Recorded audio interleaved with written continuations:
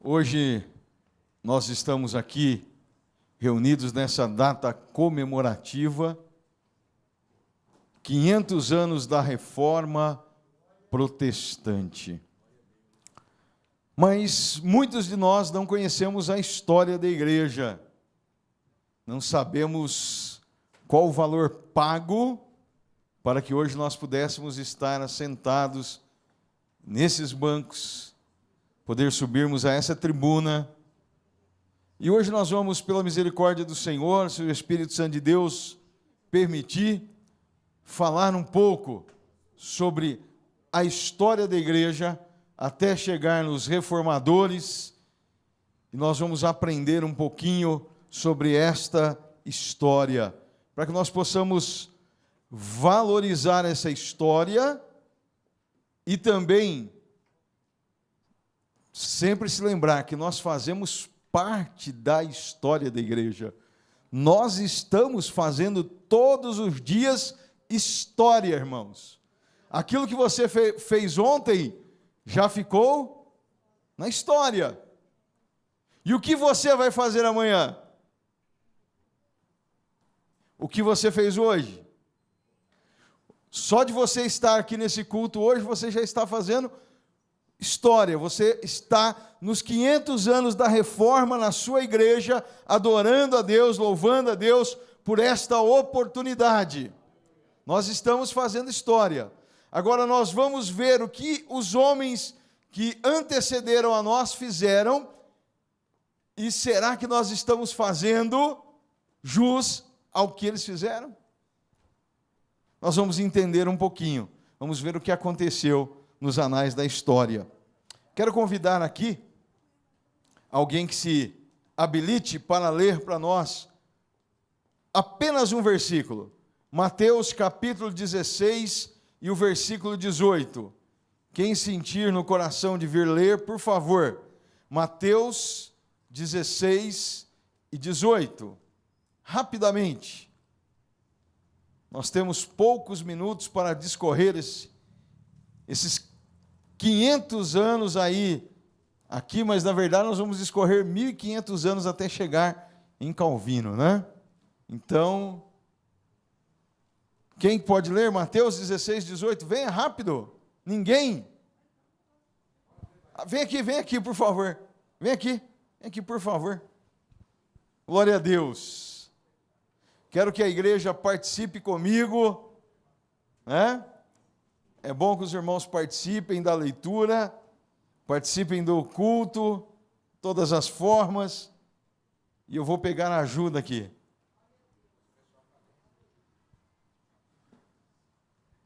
Paz do Senhor. 18. Pois também eu te digo que tu és Pedro, e sobre esta pedra edificarei a minha igreja, e as portas do inferno não prevalecerão contra ela. Glória a Deus. Glória a Deus. Mateus 16 e 18, Jesus estava falando sobre a fundação da sua igreja. E alguns interpretam esse texto de forma errônea. Tem uma igreja que diz que Pedro é a pedra fundamental, mas Jesus estava falando sobre si mesmo. A igreja de Cristo, irmãos, ela foi inaugurada por Jesus, e para quem será? Ela foi inaugurada para Jesus e é para Ele mesmo. Nós, como igreja de Cristo, estamos aqui na terra plantados para louvor e adoração do nome do Senhor Jesus. Nós fomos colocados aqui por Deus, plantados aqui por Ele. E nós, como igreja do Senhor, permaneceremos com Ele.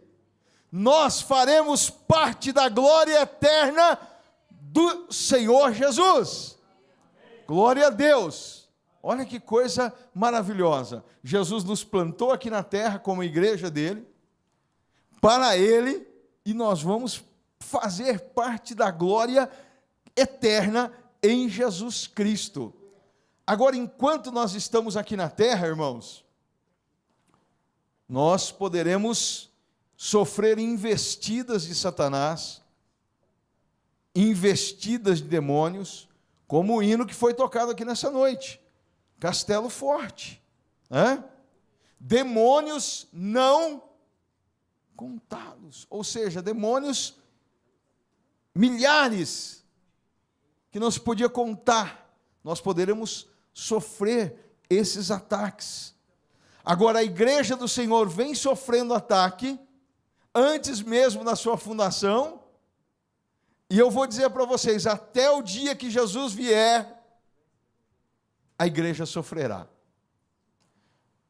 É uma promessa que Jesus deixou para nós. No mundo tereis aflições. Então, é impossível a igreja estar aqui na terra, plantada no meio de uma terra ímpia, injusta, e não sofrer. A Bíblia fala que Ló, justo, vivendo no meio dos ímpios, ele sofria.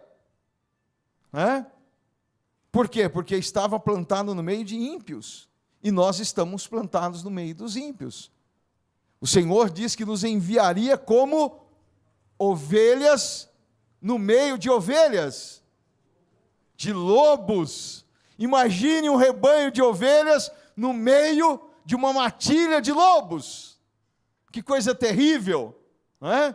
Estão cercando por todos os lados aqueles que são do Senhor.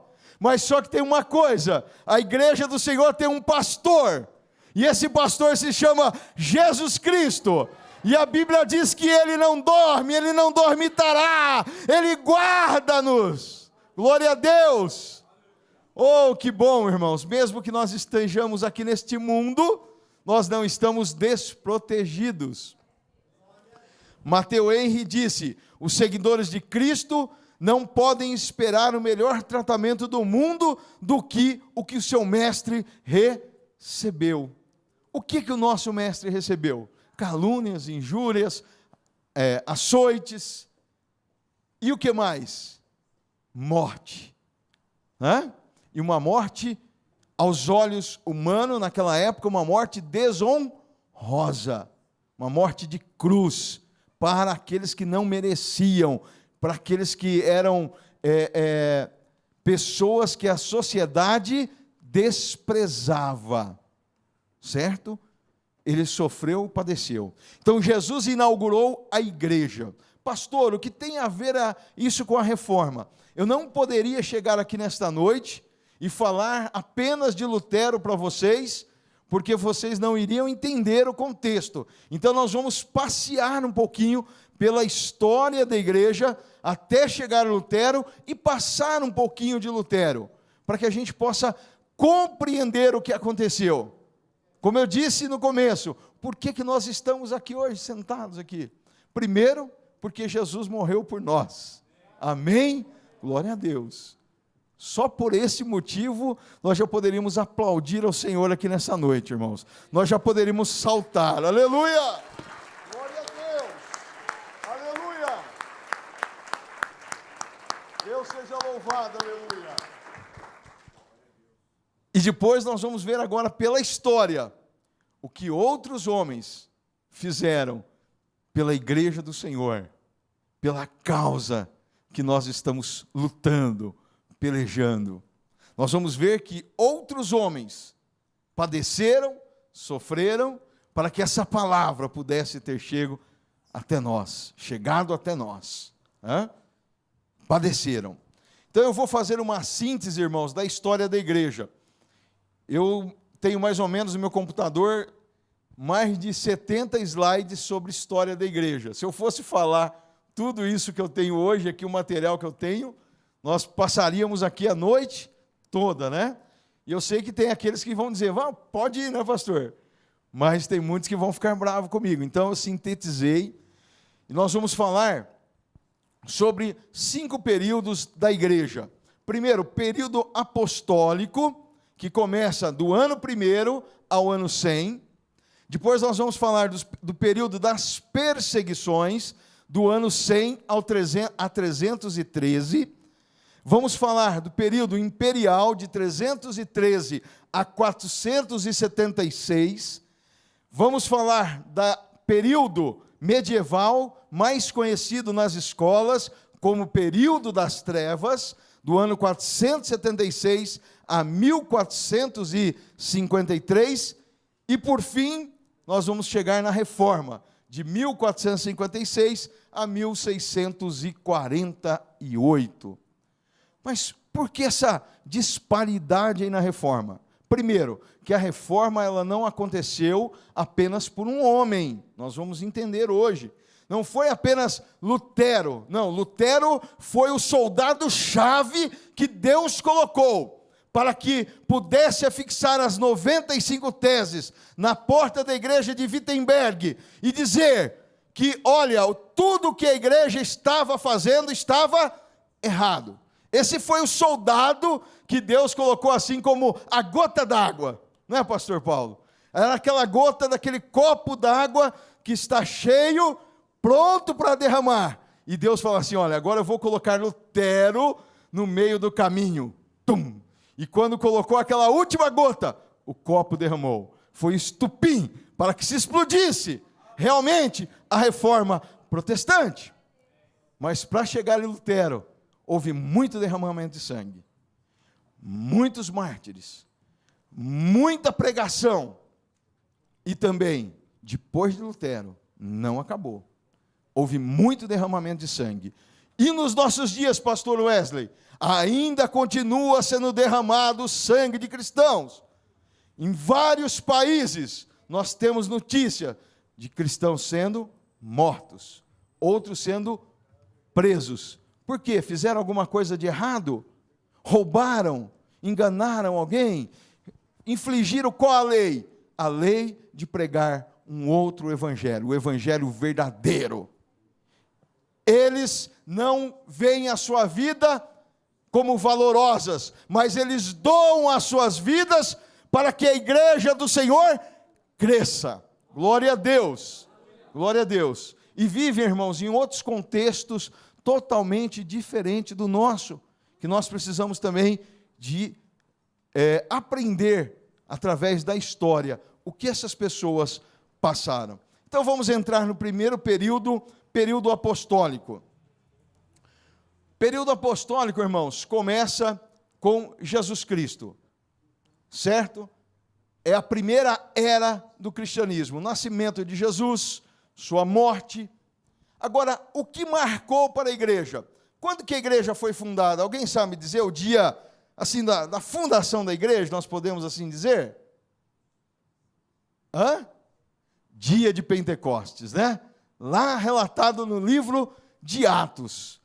Aquele povo estava ali orando, esperando a promessa do Espírito, e eis que eles estavam ali reunidos naquele cenáculo, ouviu-se um som como de um vento impetuoso que encheu toda aquela casa, e eles foram cheios do Espírito Santo, e todos começaram a falar em novas línguas, línguas humanas, conforme o Espírito lhes concedia. Ali começa a história da igreja. Pedro, cheio do Espírito Santo, começa a pregar e quase 300 almas são salvas. 3.000 almas. Então a igreja sai de 120 membros num dia para 3.000 membros, 3.120, em um único dia.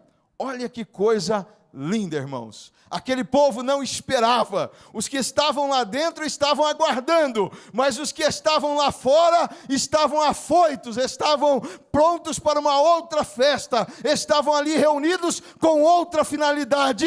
Mas quando Deus usa Pedro, aquelas pessoas não resistem e aceitam a Jesus. Assim começa a história da igreja, uma igreja cheia de poder, uma igreja com autoridade, uma igreja que ninguém poderia parar, vencer. O que diz o versículo que nós lemos no início? As portas do inferno não prevalecerão. Aleluia! Glória a Deus! esta igreja é de Jesus. Foi comprada, remida e lavada pelo sangue do Cordeiro. Nada do inferno prevalecerá contra ela. Enquanto ela estiver esperando em Jesus, enquanto ela estiver confiando em Deus, ela marchará triunfante, aleluia. Glória a Deus. E assim nasce a igreja de Jesus. Solidificada na palavra, cheia do Espírito Santo. Mas nem tudo é um mar de rosas, né? No ano 64, a cidade de Roma, não se sabe, os historiadores, cada um tem uma versão, mas a cidade de Roma é incendiada.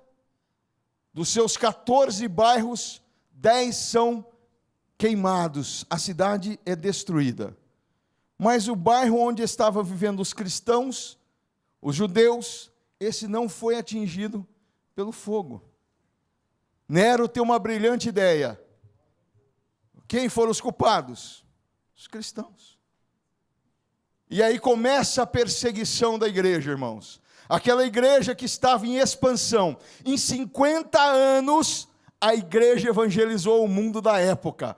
O Império Romano todo foi evangelizado em 50 anos. Detalhe, sem internet, sem televisão, sem telefone celular, sem telégrafo, sem telefone fixo, sem telegrama, sem nenhuma tecnologia.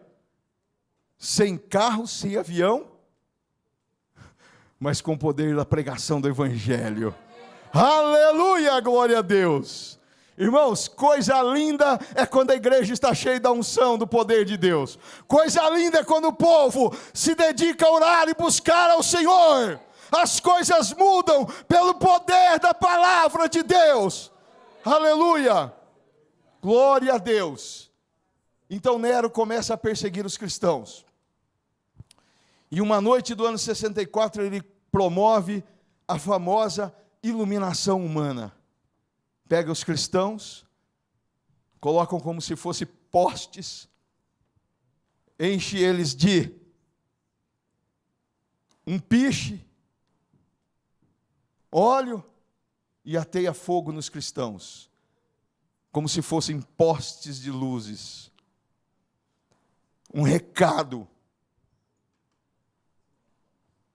Tipo assim, agora estou fazendo justiça para os romanos. Os nossos irmãos morreram queimados de uma forma brutal. E você pensa que eles negavam a fé? Não. Você é cristão?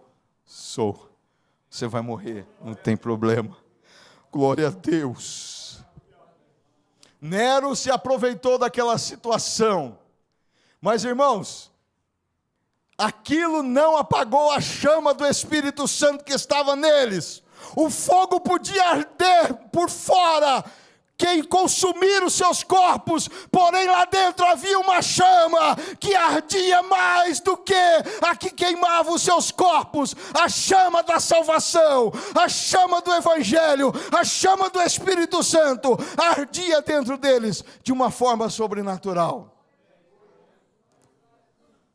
Esta foi a marca do primeiro século da igreja. Cheios do poder, mas também perseguidos. Consumidos pelo fogo de Cristo, mas também consumidos pelo fogo da ira do imperador romano. Mas eles permaneceram firmes no propósito. No segundo século, do ano 100 a 313. O que marcou este século? Irmãos, quando nós estudamos a história da igreja, nós observamos, muitas vezes nós achamos que todos os imperadores perseguiram a igreja. Não foi bem assim. Havia épocas de perseguições duras e épocas em que eles tiravam o pé, aliviavam, né? Olha, deixa os cristãos aí, vamos... Eles se intertiam com outra coisa, né? E deixavam os cristãos em paz.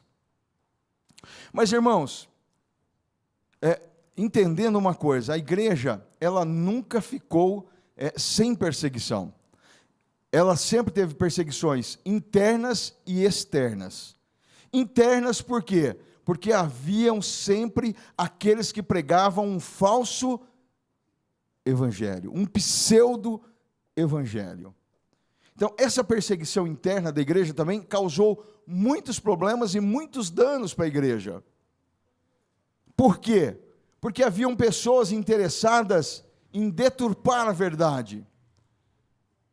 Ário, outros nomes que a história nos mostra com ensinamentos falsos. Às vezes a gente acha que Pedro, Paulo, João não tiveram esses problemas que nós temos. Não, tiveram os mesmos problemas, ou talvez problemas maiores, porque hoje nós temos a Bíblia já completa em nossa mão para ajudar a defesa. Né? Nós consultamos a palavra de Deus. Está aqui na palavra de Deus? Amém. Não está? Estou fora. Né? Então, quando nós observamos a palavra de Deus, nós conseguimos ver o que é certo e o que é errado. Agora, na época dos apóstolos, havia um problema muito sério. Por isso que Paulo escreve as cartas pastorais. Paulo procura aqueles meninos, né, Timóteo, Tiago e Tito, Timóteo e Tito, seus filhos, e fala para eles: olha, vocês devem agir assim. Olha, cuidado com fulano. Olha, cuidado com essas palavras. Então, Paulo orientava os seus filhos da fé, aqueles pastores mais jovens, a como conduzir a igreja. Então, eles tiveram o mesmo problema. Essa semana, ontem eu tive uma proposta. Chegaram para mim e disseram: olha, eu estou com um salão muito grande em São Paulo, está sem alugar. Você não quer montar uma igreja comigo lá? Eu falei para ele: mas você quer uma igreja para estar cheia de pessoas que vão lá atrás de dinheiro, ou você quer uma igreja onde o pastor pregue a verdade e as pessoas não vão gostar muito dessa verdade? Falou: não, eu prefiro a primeira. Eu falei: então você tem que procurar outra pessoa. Né? Porque nós temos que ir pela palavra de Deus. Acabou, irmãos. Acabou. E Paulo enfrentou esses problemas que nós enfrentamos hoje. E as perseguições, irmãos, aconteciam então em períodos interno, externo. Uma hora a igreja estava mais tranquila, de repente vinha um imperador e falava: não, eu vou endurecer o meu coração. Satanás ia lá e falava: agora eu vou perseguir a igreja. Agora eu vou perseguir. Entre eles, os mais cruéis foram Domiciano, Adriano e Diocleciano. Esses foram os mais cruéis com a igreja. Tiveram outros também, né? Marco Aurélio e outros. Mas estes aqui marcaram muito bem aquele negócio: agora nós vamos acabar com esses cristãos. Nós vamos exterminar. E neste período viveram os pais da igreja. E eu gosto muito de falar sobre os pais da igreja. Por quê? Porque foram homens que tinham uma doutrina santa, pura. Foram perseguidos e não negaram a sua fé. Eu tenho duas frases aqui, uma que eu mais amo é a primeira: o sangue dos mártires é a semente dos cristãos. Tertuliano, um dos pais da igreja, pastor, foi perseguido, foi morto, porém, ele dizia que o sangue dos mártires era como uma semente dos cristãos. Por quê? Quanto mais se matava cristão, mais cristãos se produziam, mais se convertiam. Irmãos, eu fico imaginando, você imagina só, você vê a pessoa morrendo feliz, sofrendo as atrocidades e cantando hinos. Aí o camarada que está lá de longe, lá para festejar, peraí, tem alguma coisa estranha. Como que pode a pessoa morrer desta maneira, seus filhos sendo mortos, e ele não se entristecer? O que ele tem que eu não tenho? Peraí, tem alguma coisa errada. Não é assim? E aí as pessoas se convertiam, ouviam a palavra e se convertiam. Outra frase que eu gosto muito: tenho seguido a Cristo por 86 anos, sem que ele tenha me feito mal algum. Por que eu haveria de negá-lo agora? Policarpo de Esmirna. Esse era outro pastor, outro servo de Deus, que por um período ele fugiu dos soldados romanos. Mas chegou um momento que ele falou, olha, cansei de fugir. E quando os soldados o encontraram numa fazenda, ele convidou os soldados para entrar, se alimentarem, tratou bem os soldados, e depois ele falou, agora eu vou com vocês, agora vocês já estão tudo bem alimentados, descansados, agora vamos.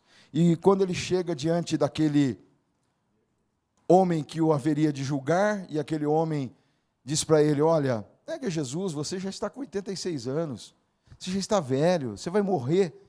Aí ele diz para esse homem, tem seguido a Cristo por 86 anos, sem que ele me tenha feito mal algum, por que eu haveria de negá-lo agora?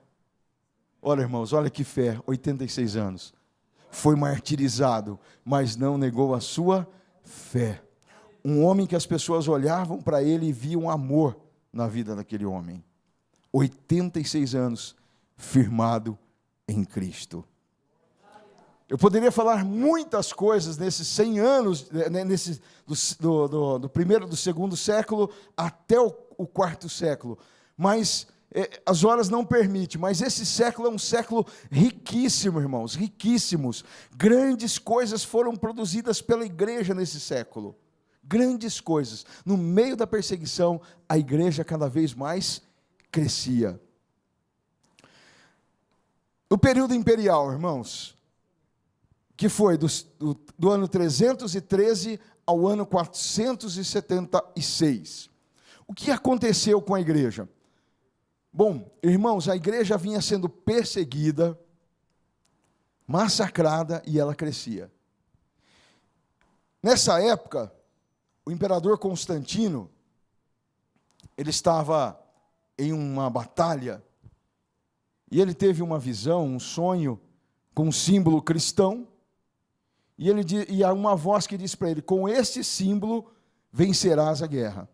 E aí ele mandou confeccionar aquele símbolo no seu exército, e saíram para a batalha, e ele venceu aquela guerra. Aí o que ele faz?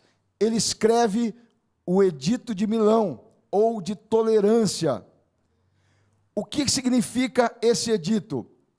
Agora a igreja cristã é reconhecida como uma das igrejas da religião, ou uma das religiões do império. Ou seja, o império continuava com as outras também, mas agora a igreja cristã também era reconhecida como uma das religiões. Quando, irmãos, a igreja se fundou, vou voltar um pouquinho ali, só para vocês entenderem o que era isso. Quando quando Jesus fundou a igreja, os romanos achavam que o cristianismo era uma facção do judaísmo. Eles não entendiam que cristianismo e judaísmo eram vertentes diferentes.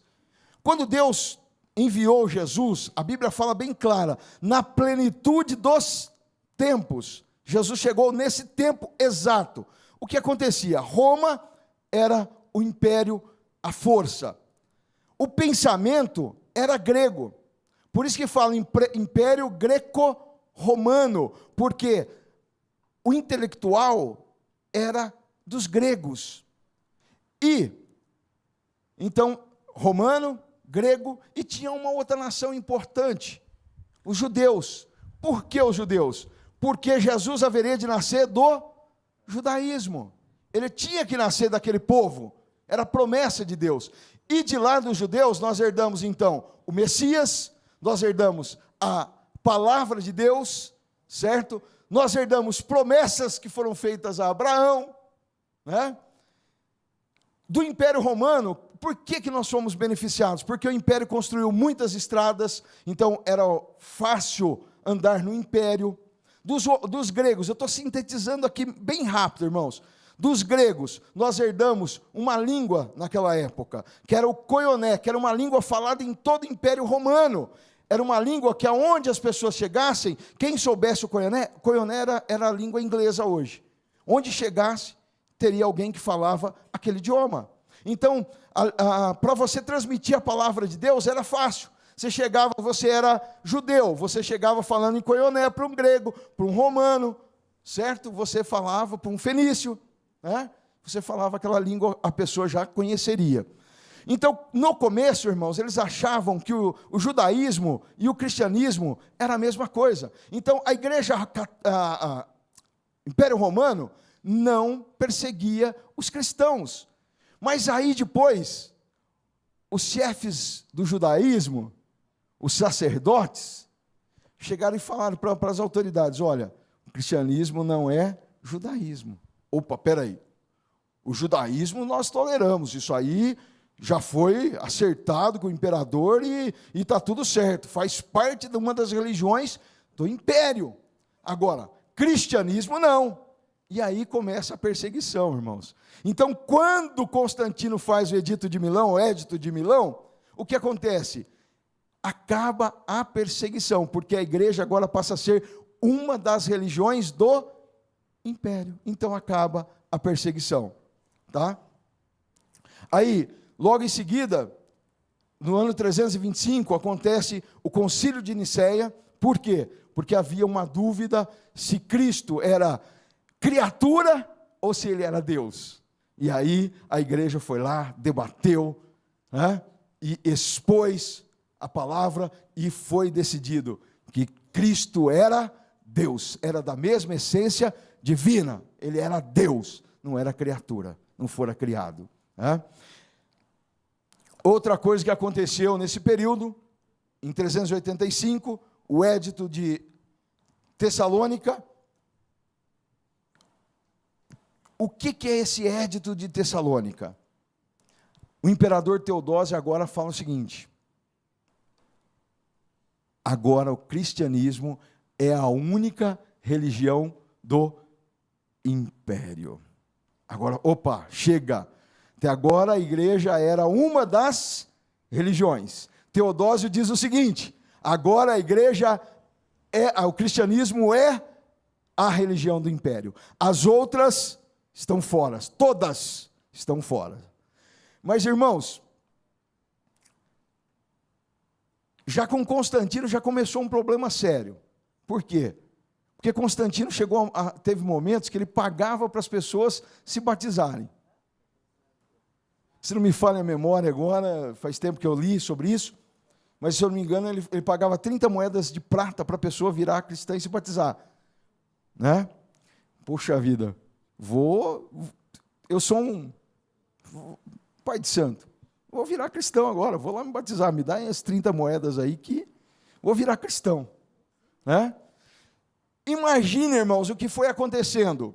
Aquela igreja pura, aquela igreja que prezava pelo aquilo que era correto, começa agora, então, ter algumas dificuldades.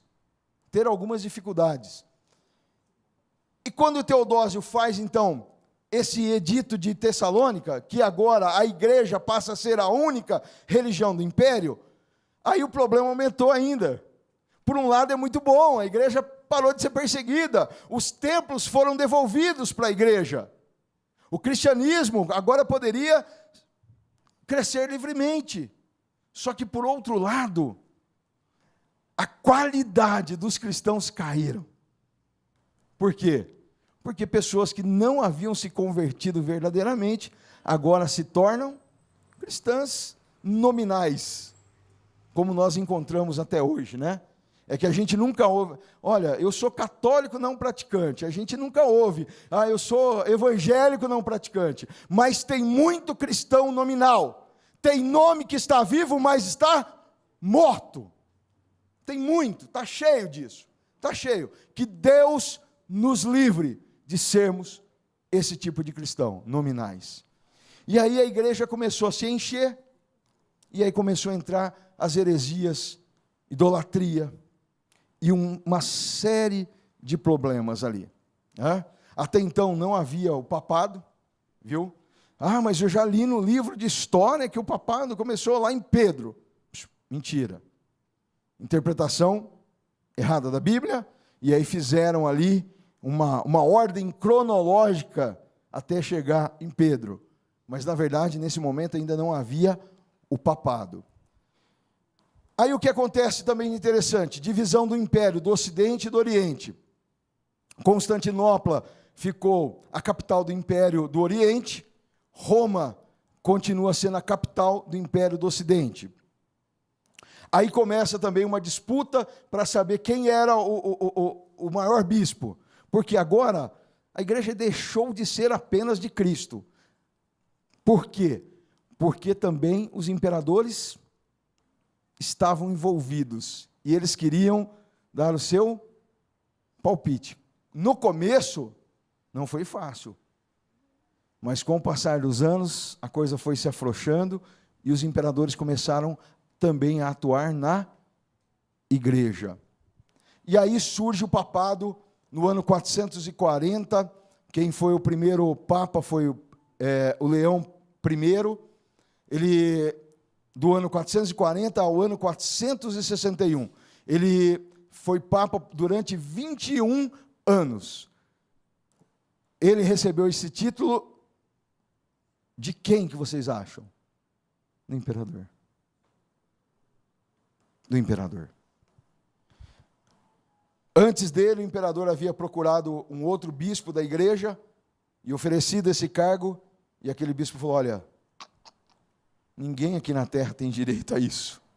Ninguém tem direito a essa honra. E aquele homem, temente a Deus. Porém, quando chegou ali, Leão I aceita, e ele assume então o papado. E aí começa-se um monte de heresias, né? Aí foi aumentando. No ano 476, que é o fim do período imperial, acontece a queda de Roma. Roma cai, Constantinopla continua, mas o Império Romano é desfeito. Nós vamos para, então, o quarto período. Os irmãos estão entendendo, amém? Amém. Glória a Deus. Período medieval, de 476 a 1453. Nessa época aqui nós vamos ver coisas maravilhosas, né? Coisas terríveis, irmãos. Coisas terríveis. Primeiro, agora o Papa, ele é considerado o Senhor absoluto. A autoridade dele é maior do que qualquer rei, do que qualquer homem na face da terra. Quando ele decretava que uma nação, o rei, fosse excomungado, toda a nação estava excomungada. Imagine só, irmãos, se você faz parte lá da Inglaterra, para você ser salvo, você tinha que estar ligado à igreja. Esses eram os ensinamentos errados daquela época. Por quê? Porque achava que a autoridade toda era papal. O que acontecia? O Papa tinha um problema, uma desavença com o rei, como aconteceu. O rei excomungou o rei. O Papa excomungou o rei. O que aconteceu com o povo? Se alguém morresse, ia para onde? Para o inferno. Qualquer cristão que morresse, o rei estando excomungado, ia para o inferno. Não podia ter casamento, não podia ter os sacramentos. Então, irmãos, olha que problema. Aí imagine o povo em cima do rei. A pressão, olha, não pode. O senhor tem que ir lá se consertar com o Papa, tem que pedir perdão para ele. E aconteceu. De imperadores, de reis, irem pedir perdão para o Papa. Bom, está aí um negócio, até hoje. O que nós vemos quando uma pessoa assume a direção de um país, a presidência de um país, o que ele faz? Logo ele dá um jeitinho de ir lá onde? No Vaticano. Será que mudou muito? Bom, então o Papa era o Senhor absoluto. A palavra do Papa era maior do que a palavra de Deus. Primeiro que ninguém conhecia a Bíblia, viu, irmãos? Nesta época ninguém conhecia mais a Bíblia. Era um ou outro que conhecia a Bíblia do povo não tinha acesso à Bíblia mais. Por isso que a própria história diz que o período medieval é o período negro da história. Eu vou acelerar, irmãos, me perdoem, viu? Porque as horas estão me mandando acelerar. Eu queria falar tanta coisa para vocês aqui, mas o pastor Wesley fala demais. O bispado deixou de ser um negócio da igreja, passou a ser para homens de negócio. Ou seja, você recebia um título de bispo, você não tinha comunhão nenhuma com Deus, você não sabia nada da Bíblia, você não sabia nada de Deus, e você agora era o bispo da igreja. Pronto. Aí quando você vê isso, aí que você vai entender, quando você assiste aqueles filmes medievais, o que os bispos faziam. Eram homens que frequentavam prostíbulos, homens que faziam tantas barbaridades, senhores feudais, massacravam o povo, tiravam tudo do povo. Chegou uma época que foi preciso fazer uma reforma dentro da igreja, ao ponto de obrigar agora, então, a todos aqueles que faziam parte da igreja, ter vestimentas separadas. Por quê? Para que se ele fosse num prostíbulo, opa, o que você está fazendo aqui? Você não pode. Então, a igreja precisou tomar algumas decisões assim muito radicais ao ponto de vista deles, que não eram. Na verdade, a pessoa não deveria ir e acabou por convicção, temor a Deus. Mas isso não acontecia.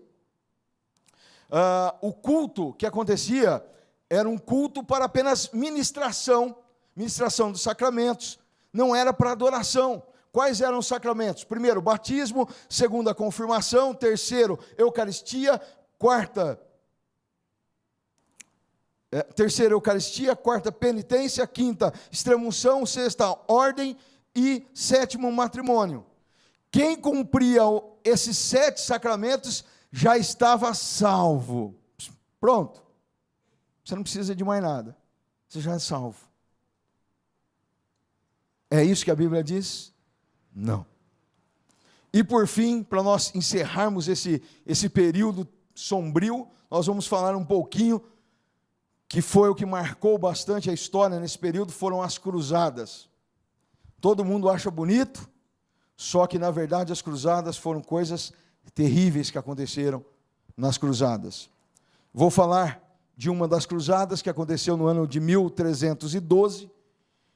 Foi um episódio triste na Europa, onde, segundo os historiadores, de 30 a 50 mil adolescentes morreram. De 30 mil a 50 mil adolescentes morreram. Tiveram uma brilhante ideia. Não tinha mais quase homens na Europa, estavam morrendo nas guerras, nas cruzadas. Agora nós vamos mandar adolescentes. Nós tive uma visão aqui, nós vamos mandar os adolescentes sem armas, e eles vão conquistar Jerusalém sem armas. E saem ali falando, e começam a arrebanhar adolescentes para ir para Jerusalém numa cruzada, de 30 a 50 mil adolescentes. O que acontece?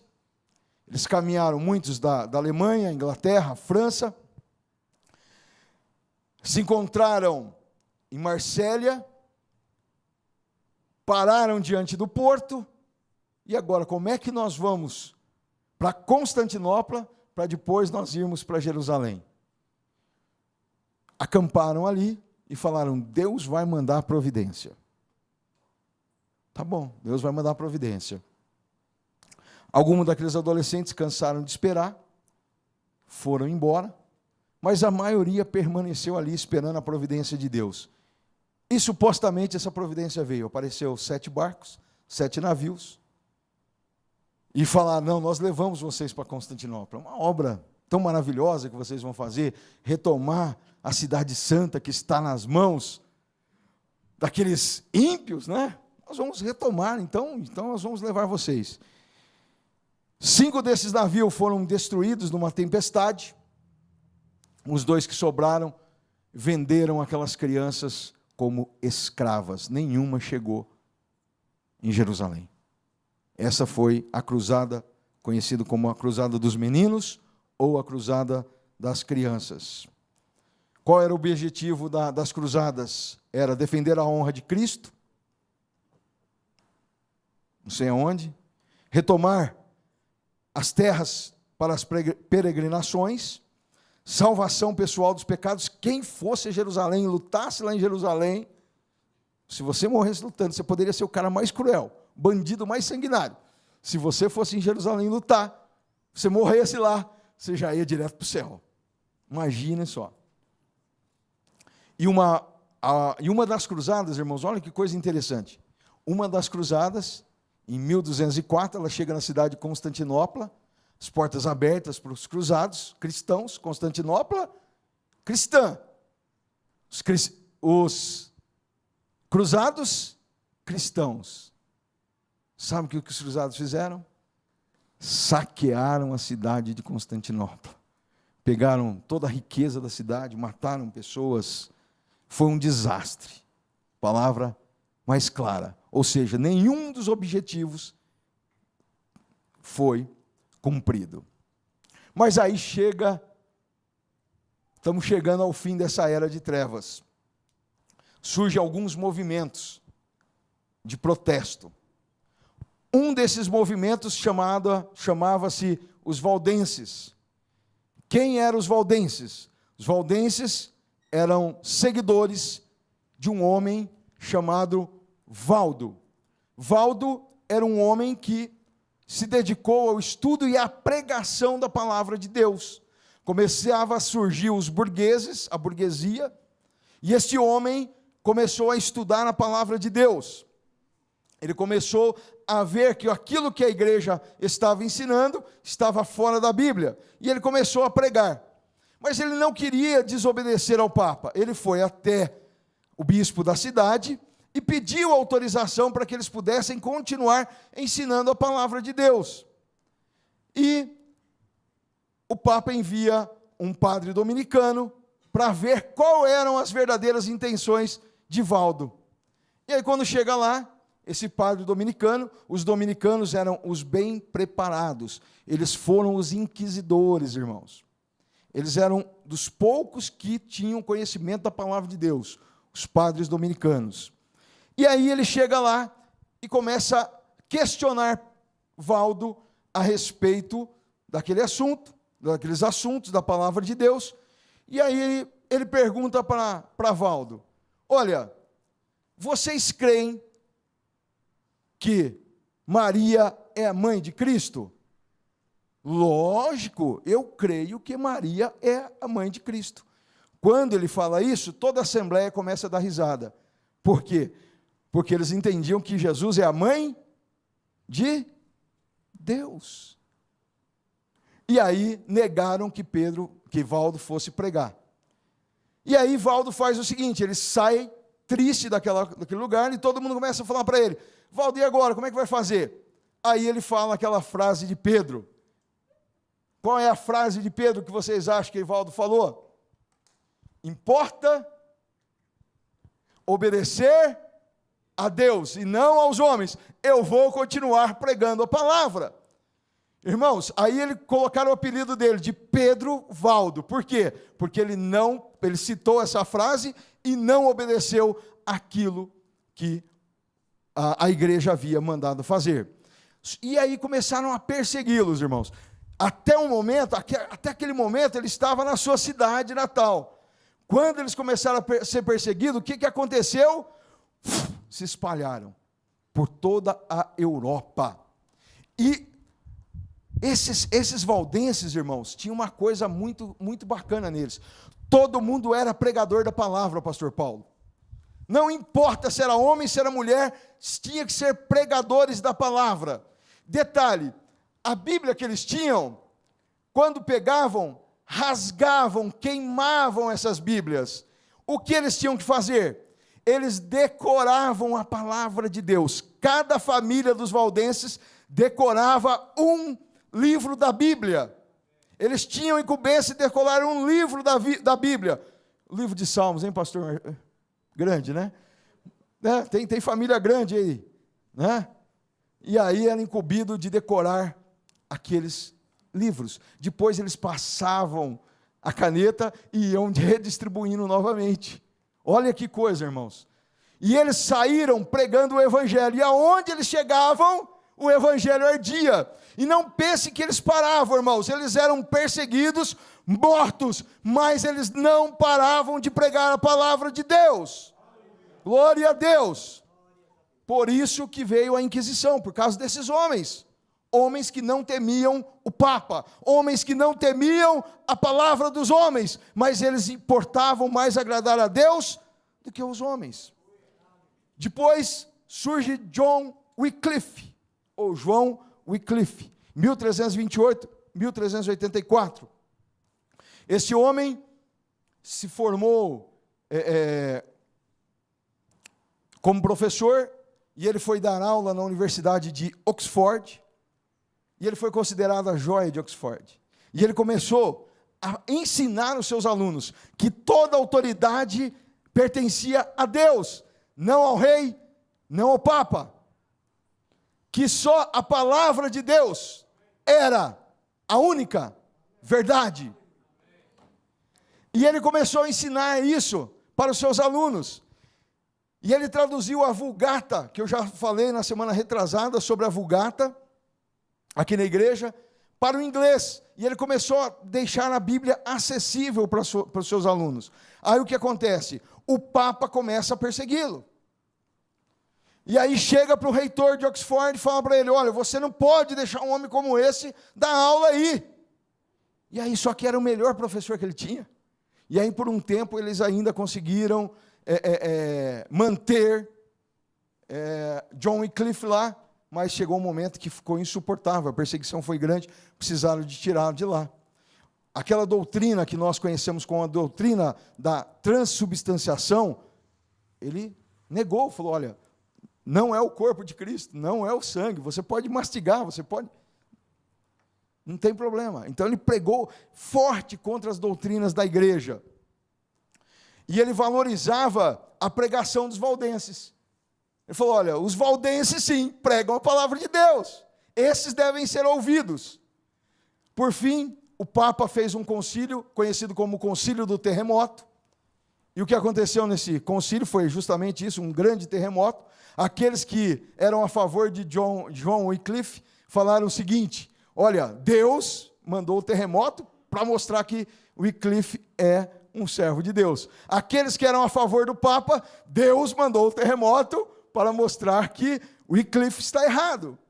Mas, enfim, por fim, ele morreu de morte natural. Um dos poucos homens nessa época, como ele, morreram de morte natural. Ele e Lutero morrem de morte natural. E só que o que aconteceu? 40 anos depois da sua morte, o Concílio de Constância fala assim: olha, nós não conseguimos matar ele em vida. Mandaram desenterrar os ossos de Wycliffe, queimar os ossos dele e jogar as cinzas num rio, um pequeno rio, e aí falam que aquela água com aquela cinza correu para um rio maior, daquele rio maior correu para o oceano, e do oceano passou a pregação de John Wycliffe para o mundo todo. Né? Coisa linda, né?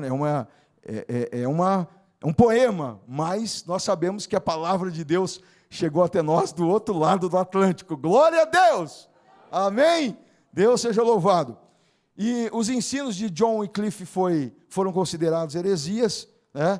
Para eles. Para nós, não, né? E aí, naquele mesmo dia que fizeram isso, pegaram João Hus, que nós vamos falar dele agora, que era seguidor de Wycliffe, e também o mataram. Vamos falar um pouquinho. João Hus era natural da Boêmia. Com o casamento do Ricardo II da Inglaterra com a Ana de Boêmia, o que aconteceu? Tiveram livre acesso. Os boêmios puderam ter livre acesso, foi estudar em Oxford. Chegou lá, aprendeu os ensinamentos de Wycliffe e começou a pregar o Evangelho. João Hus se tornou não só um grande homem de Deus, como também um político. Se tornou um grande homem, um porta-voz dos políticos, religiosos. Todo mundo ia procurá-lo, era um homem extremamente culto, todo mundo ia procurá-lo. E Lutero disse o seguinte sobre ele: todos nós somos russelitas, dizendo que João Russo, o que ele fez, o que ele pregou, o que ele ensinou, chegou até Lutero, e Lutero disse, olha, eu sou um apóstolo, um discipulado, fui discipulado por ele, né? Por João Hus. E por fim, outro que também faz parte da história, Savonarola, que eu acho que a grande maioria já ouviu falar. Savonarola nasceu numa grande cidade da Itália, Florença. Cadê os irmãos que foram a Florença? Foi lá, né? Eliel e a sua esposa foram a Florença. Ele nasceu lá. Seu avô era um médico muito famoso e passou os ensinamentos dele para Savonarola, Jerônimo Savonarola, e ele dizia o seguinte: nem os papas, nem os vigários têm o direito de nos ensinar qualquer coisa contrárias às instituídas por Deus. Tudo o que precisamos de saber pode ser encontrada na palavra de Deus. Esse médico famoso de Florença começa a ensinar o seu neto desta maneira. Ah, irmãos, começou pelo método correto. Instrua o menino no caminho em que deve andar. Mas vamos falar rapidamente dele. As horas já se foram. E ele cresce então com os ensinamentos do seu avô. Seu avô morre e uma das coisas que ele deixa é um livro com um monte de escrita para esse rapaz. Além da riqueza, né? Deixou também um monte de ensinamentos para esse rapaz. E ele começa a pregar. E quem que era um dos ouvintes que gostava dele? Um homem pouco conhecido na história, Michelangelo. Vocês já ouviram falar dele? Dizem que Michelangelo pintou a Capela Sistina por aquilo que ele ouvia de Savonarola. A ira de Deus, as coisas, diz que ele foi lá e pintou tudo aquilo de acordo com os ensinamentos de Savonarola. Então, este homem viveu no mesmo período e eles eram amigos, Michelangelo e Jerônimo Savonarola. O que acontece nessa época? Acontece uma coisa muito interessante. Em Florença fizeram uma procissão. Savonarola pregava com tanta autoridade que o povo começou a ouvir a voz de Deus, a cidade começou a ser transformada. E fizeram uma grande procissão, fizeram uma fogueira em Florença. As crianças levaram as suas fantasias carnavalescas, livros obscenos, tantas coisas que eles se julgavam desnecessárias a uma vida de fé cristã, foram queimadas ali naquela fogueira. Todos iam e jogavam ali aquelas coisas que eles achavam indecentes ou que não precisavam para uma vida cristã. Também um grande pintor, desconhecido aí, Sandro Botticelli, foi lá e pegou algumas de suas obras e jogou na fogueira. Ele mesmo, Botticelli, pegou as suas obras e jogou na fogueira. Viu? Não foi ninguém que jogou. Por isso tem muitas pessoas que amam arte, odeiam Savonarola, porque aconteceu isso, né? Até Botticelli jogou os quadros dele lá e que foi queimado. O que acontece com ele? Ele irritou tanto o Papa que ele foi enforcado. Diferente de alguns homens, ele não tinha apoio. E Maquiavel, também desconhecido, né, de 1464 a 1527, quando ele escreve a obra O Príncipe, ele diz o seguinte: profetas desarmados estão fadados a morrer, relembrando aquilo que havia acontecido com o seu conterrâneo, Savonarola. Agora, e o que Lutero diz desse homem? Enquanto o anticristo condenou Savonarola, Deus o canonizou em nossos corações. Depois leiam sobre Savonarola, vocês vão ficar abismados. Olha quanto sangue foi derramado para que você estivesse aqui nessa noite. Começou pelo sangue de Cristo, né? Tantos mártires da igreja, nas perseguições. Depois, na Idade Média. E agora nós chegamos então, por fim, no último período, a Reforma. Quem acha que a Reforma aconteceu só com Lutero? Impossível, irmãos. Precisou de que esses homens viesse antes dele, pregando a palavra de Deus, e outros que não dá tempo da gente falar. Irmãos, aqui foi só uma síntese da síntese, tá? Lutero nasceu na Alemanha, em 1483, morreu na mesma cidade, apesar de ele estar em viagem, né? Morreu em 1546, de morte natural, passou mal durante uma viagem e morreu. Ele se converteu verdadeiramente. Ele até então, quando ele era jovem, ele odiava muito a Deus, ele odiava aqueles ensinamentos da igreja. Deus era muito severo para ele. Mas, numa noite de tempestade, ele estava se formando em direito, uma noite de tempestade, ele faz uma prece, e ele é atendido naquela oração, e ele, como um bom cristão, ele obedece aquilo que ele fez. Ele fez uma seguinte promessa: se eu sobreviver, eu vou ser monge. E foi o que ele foi fazer, foi ser padre, foi estudar. E logo quando ele se forma, ele vai dar aula na Universidade de Wittenberg. Ali, ele começa a ensinar só livros assim, tipo Gálatas, Romanos, e isso lhe deu a sabedoria sobre a justiça de Deus, e começou a mudar os seus pensamentos. A justiça de Deus não era aquilo, olha, olho por olho, dente por dente só. Ela excede, tem o amor de Deus, a graça, e ele começou a ver, dando aulas, ele começou a aprender sobre a justiça, sobre a graça, e eu vou depois até encerrar falando sobre um versículo dele, que ele mais amava, um dos versículos que ele mais amava. No dia 31 de outubro de 1517, o que Lutero fez? Lutero, ele vai na porta da igreja de Wittenberg e prega as suas 95 teses. Por que ele faz isso? Porque ele vê que a igreja está fazendo muitas coisas contrárias à palavra de Deus. E ele entende que só a palavra de Deus deve ser seguida. Do lado da sua cidade havia uma festa, estava tendo uma festa, uma quermesse, e um padre estava ali recolhendo indulgências.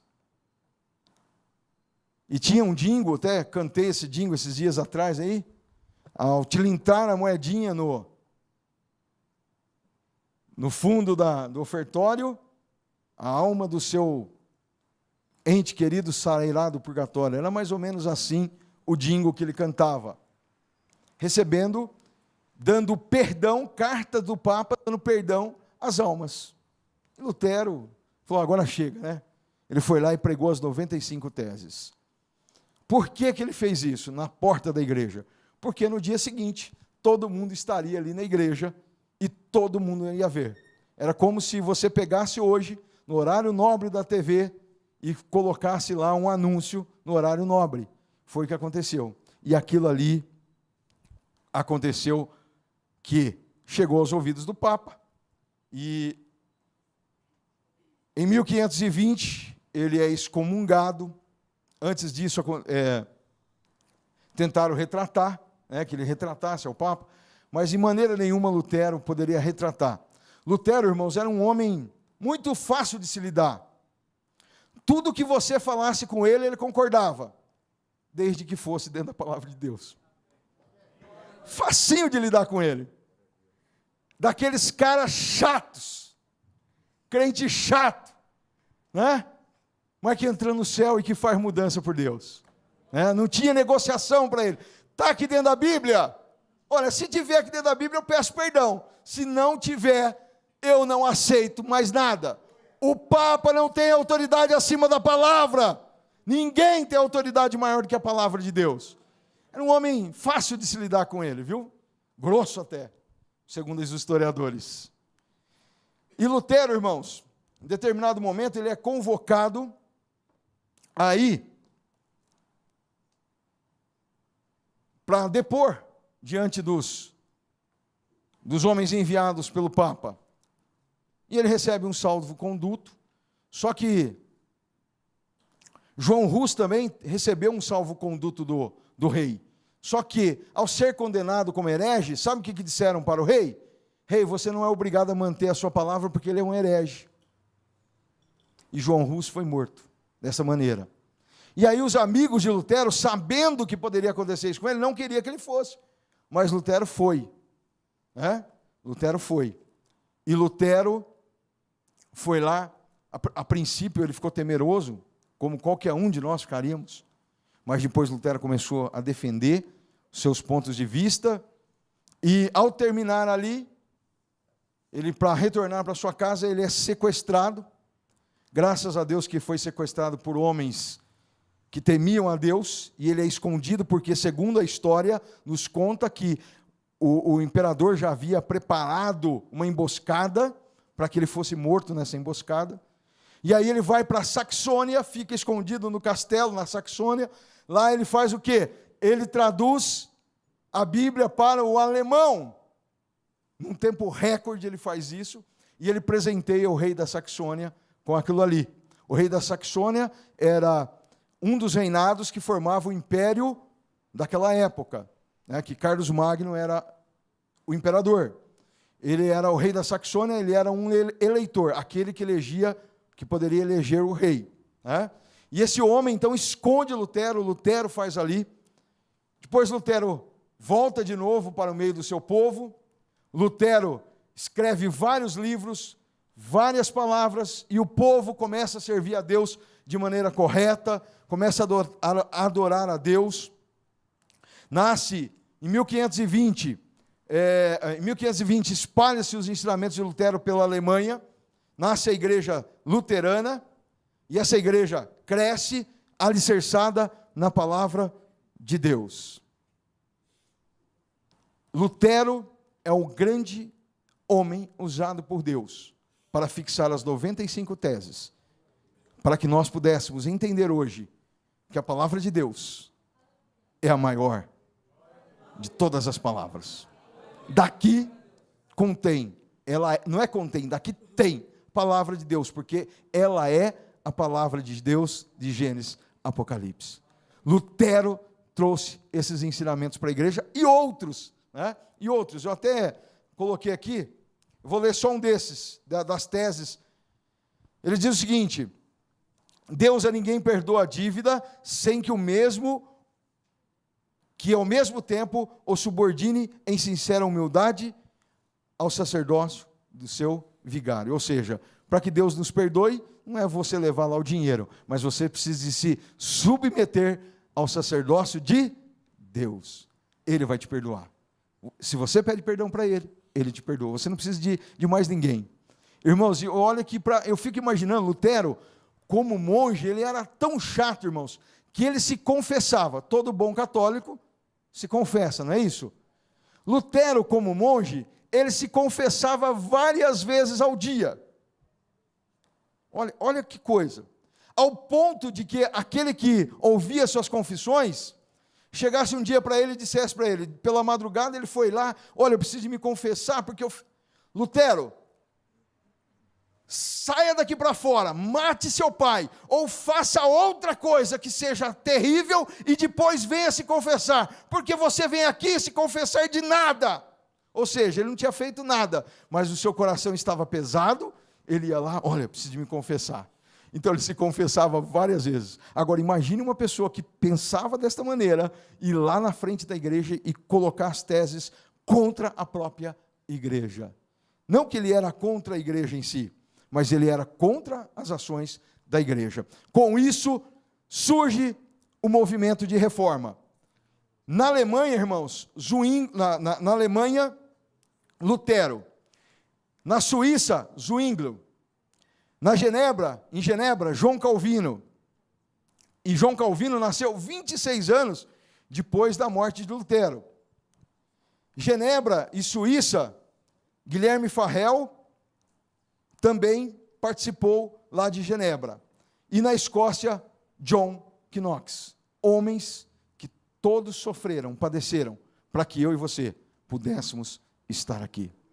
A história da igreja foi escrita com lágrimas, com sangue, com muita intrepidez da parte do Espírito Santo de Deus na vida desses homens, para que eu e você pudéssemos estar aqui hoje. Agora eu quero te fazer uma pergunta. Como você está fazendo a história da igreja?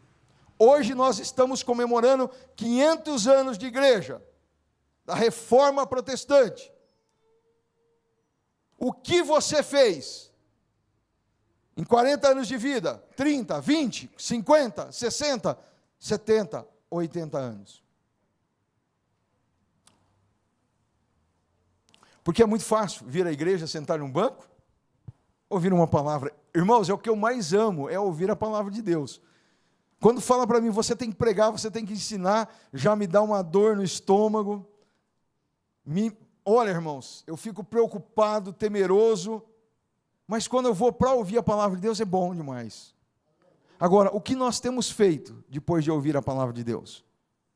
Jesus disse aos seus discípulos: ide, pregai o evangelho em Jerusalém. Na hora que vocês estiverem terminado em Jerusalém, vocês comprem um barquinho, volte a pescar, é isso? O que era para eles fazer? Jerusalém, Samaria, Judéia, Samaria e até os confins da terra. Graças a Deus, essa igreja é uma igreja sem muro. Mas o que você está fazendo dentro desta igreja sem muro? O que nós estamos fazendo? Será que nós estamos passando para as futuras gerações o que eles devem fazer? Ou nós estamos preocupados somente com o dia de hoje?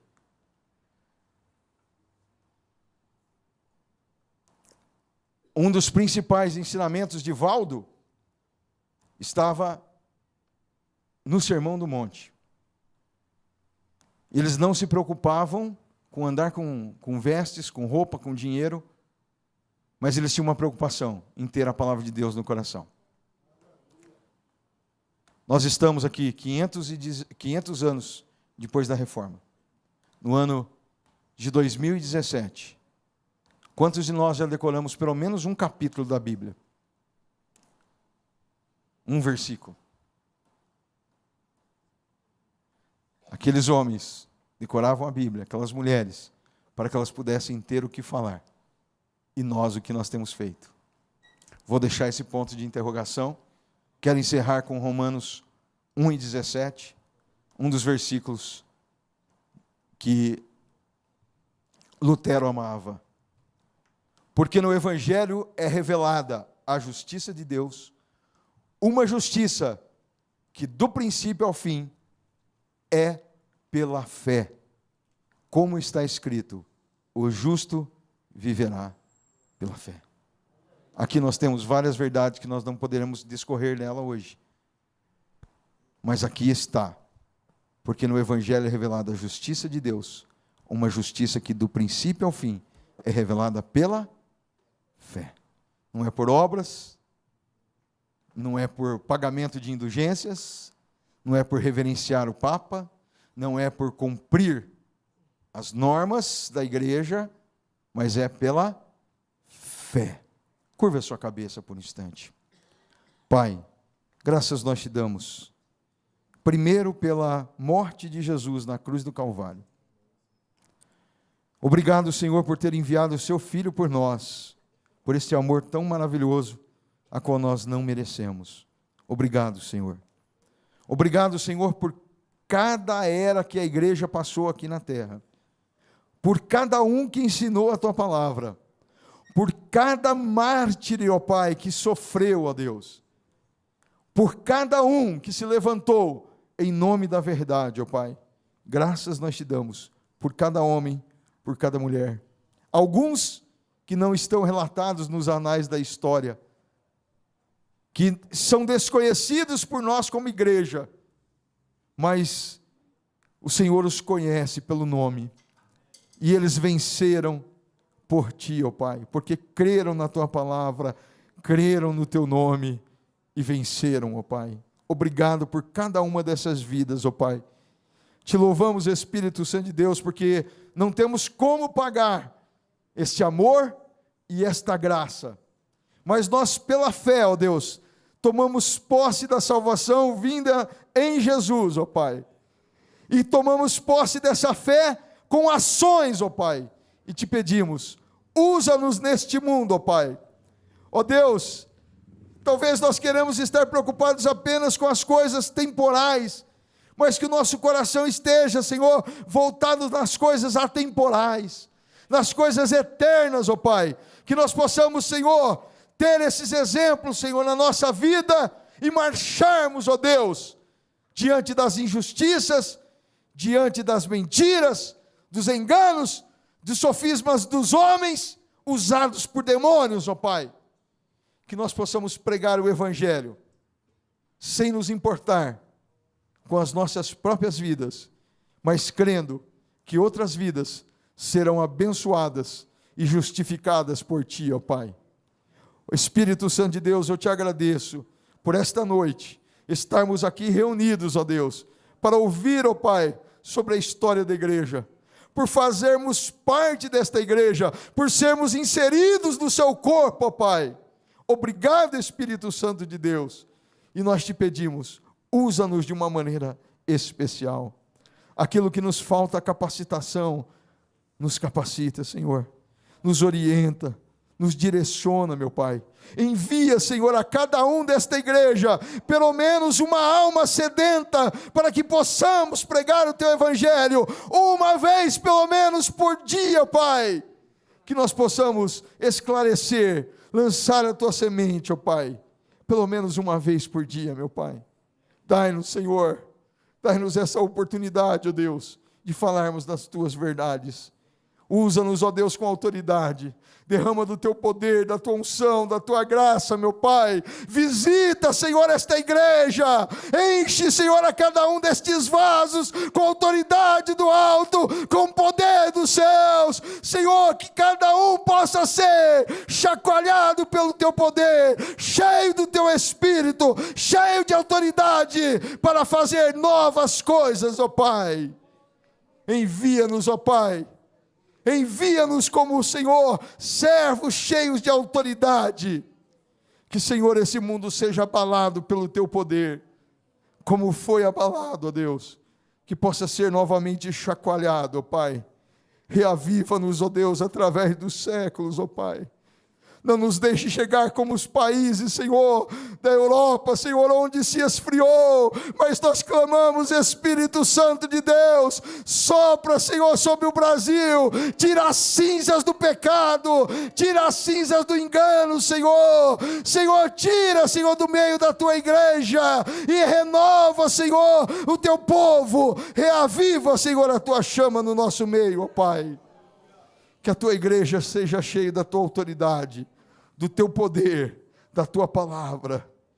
Que cada um de nós nos voltemos, Senhor, a ler a Tua palavra, a entender a Tua palavra, a compreender, ó Deus, o que o Senhor tem para cada um de nós. Fica conosco, Espírito Santo. Mais uma vez eu Te agradeço por fazer parte desta igreja, Jesus. Em nome do Senhor nós louvamos e por fé Te agradecemos. Amém, Jesus.